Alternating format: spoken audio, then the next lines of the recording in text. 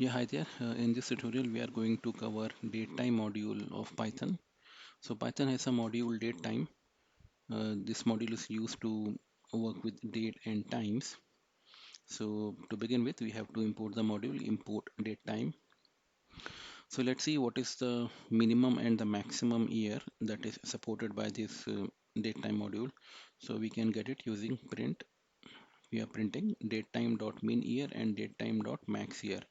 So if you see in the output, what we get is 1. So which 1 means this is the minimum year is 1 and maximum year it supports it's 9999. Now, will- there are some uh, commonly used classes are present in the datetime module. So these classes are date class, datetime class, time delta class. Okay, so we'll start with the first class, which is the date class.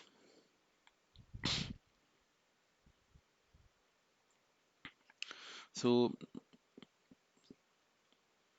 to access that particular date class, we have to use datetime.date. Another way is what we can do, we can also directly import the date class using from datetime import date. That kind of syntax you can also use. So we can also say like from datetime import date. That is another way. But what I have done here in this tutorial, I'm just using the entire module name dot class name kind of a syntax. So first what I'm doing is I'm just creating an object d1 which is of date uh, class type. So basically how to create it. So date time dot date. So this date time represents the module that we have imported, and date represents the class which is present in the date time module, and we are specifying these values to basically create an object d1 with these values. So this is year, month and day. And if we print it, so the date is d1, which is what it prints. Date is d1. Now within the datetime.date class, there is a method present which is called as today. So it returns the today's date. So how do we do this? So we say datetime, which is the module name dot date, which is the class, and this class is a method today. So datetime dot date dot today, which is a method. So we are using parentheses. It will return the today's date, and we can store it in another object, let's say today, and just print it. Today is, it will return the today's date as we see in the output here. Now we can also extract different components of the date from a date object. So what I'm doing is I'm just using this today object, and I'm extracting the different components like year, month and day. So how do we do this? We just simply say today dot year, today dot month and today dot day. These are the attributes which I'm extracting from this date object. So again it will print like this. Today is the year 2020, month is 7 and day is 25. This is what we have given.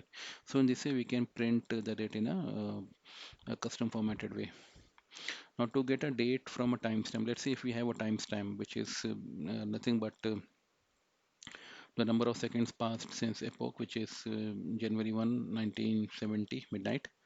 So if we pass that timestamp, and then what we have to do, if you want to get the date from that, so we simply say datetime dot date. So dot from timestamp. So datetime is the module, date is the class, and this class is a method from timestamp, and then we are passing the timestamps. So it prints the date based on this timestamp passed. So the date from the timestamp is 2017 714. Now this has a method also called as replace. Basically that is used to replace any given attribute. Let's say in the date d2 we want to replace the year it is having 2017. I want to replace it with the year with the value 2020. So what we can do is the object name is d2, which is of date type, and we say d2 dot replace, and the attribute that we want to replace year equals to 2020, and assign the result back to D2, and if I simply print D2, we say 2020 714. So the year is replaced from 2017 to 2020. Now, if we want to extract the weekday, then we can extract it using dot weekday method. So again, date time dot date. So date time is module, date is the class, today is the method. It returns the today's date, and from that date we can extract the weekday using dot weekday method. So the value it returns is 5. Today is Saturday. So Monday is represented as 0 and Sunday is represented as 6. So based on that, it is returning 5, which is Saturday today. Now using .strf time, we can convert the date into specific format. Let's say we have extracted today's date and captured it in an object today, and I want to print it in a formatted way. So what I'm doing is I'm giving today.strf time, and then %b, %d, %y. %b is the month in its full form, and D is the day, and Y is the year including the century. So what we get is formatted it is July 25 2020. So %b represents the month in the full name of the month basically. Now there is another class present in the datetime module, which is the time. So earlier we saw datetime dot date class. Now this time we are seeing datetime dot time class. So basically this represents the time. So how do we create an object? So we say datetime.time, and we pass the values using which we can create an object of the time type, and we can pass the initial values like hour is 15, minute is 47, second is 30, microseconds is some value. And if I print this t1, it prints like this. So this is it prints the time component where we have hour, minute, second, and microseconds.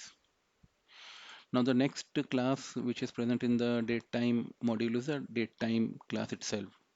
So this first date time that we have that is highlighted represents the module name, and this date time represents the class name.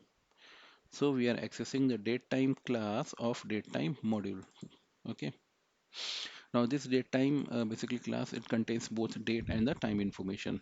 So it has a method called as now, which represents the current date and time. So we can extract it and store it in an object. So datetime dot datetime. So datetime is a module, and this datetime is a class, and this class is a method now, which we are calling and storing the result in moment. And if we print moment, it prints like this. So yeah, this one. So today is 2020 725, which is the date part, and time part is hour, minute, second, and microsecond 1607 47 and the seconds here.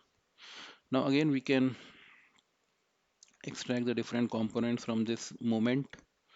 How do we do this? We can just simply use this object, and we can extract the different attributes like day, month, year, hour, and minute, and seconds. Okay, so what we are printing is now is 25th day of month 7th 2020, and time is 16 7 and 47, which represents hour, minute, and seconds. So this way we can use the datetime module, which has different classes like date, time, date time. There are other classes like time delta also, and time zone also. So using these classes of this particular module, we can work with the date and times, and extract the different components of a time module, and date and time, and we can convert it into custom formatted way. So this is a very handy module to work with in our day-to-day problems when we get date and time related things to work on. So that's it in this tutorial. Thank you.